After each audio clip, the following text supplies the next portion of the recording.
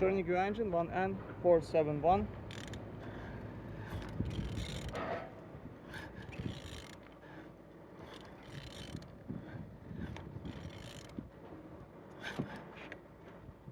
It's running good. At the front engines looks good, as you can see. Focus on altimeter without any damage. And on this side everything is good with engine.